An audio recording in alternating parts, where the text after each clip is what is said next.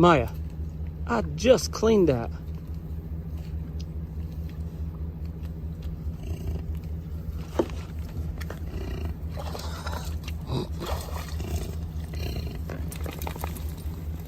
Glad you feel better.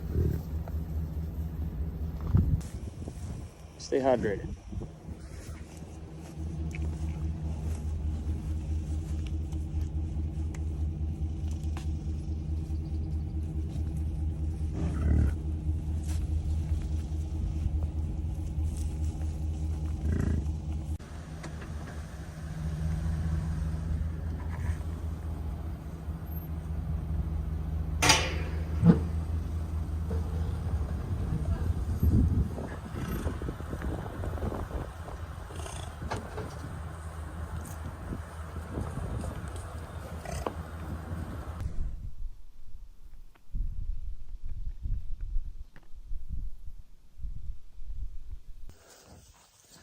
These guys are super excited to have the green feeder back. They know when they see that big green feeder coming down here and coming in the pasture, they get super excited. As you can tell, they're running, and once they figured out, hey, we can go around and get to it, they were after it. So how this will work is, see, there's a couple of them lingering around here.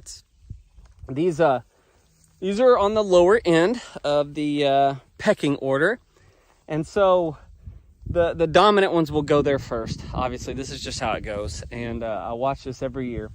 But and then the younger ones, like I call her little heifer right here, and Eleanor, see those three right here, they'll eventually make their way in after they've had their fill.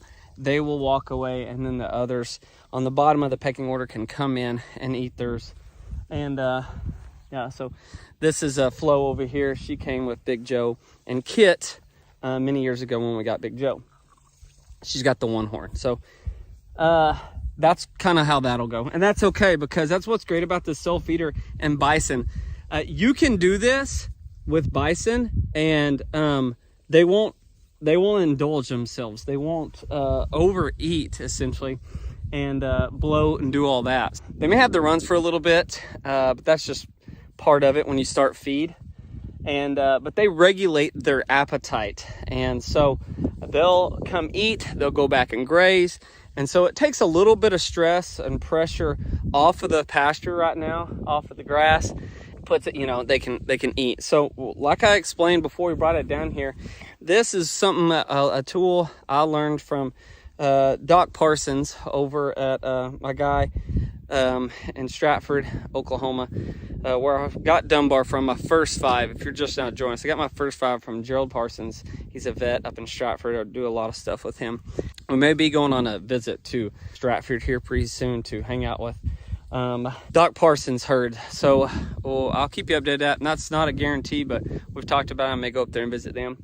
My point is I learned this from him, and it's just a little strategy you can do to try to push these females and try to make sure that they're healthy, and you're trying to flush them to get ready for breeding season. Some of them maybe are coming in heat already.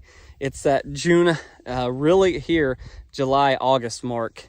And if we hit those July and August marks, that means that we'll have babies typically in May, which, I've stressed my concern here recently over that recent baby from the 32 cow to Ponderosa being built right in the middle of summer, where we're having 98, 99 degree days.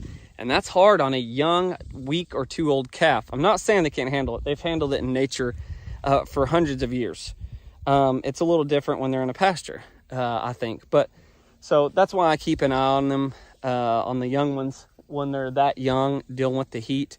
So luckily there's trees and we got ponds, so there's ways for them to cool off.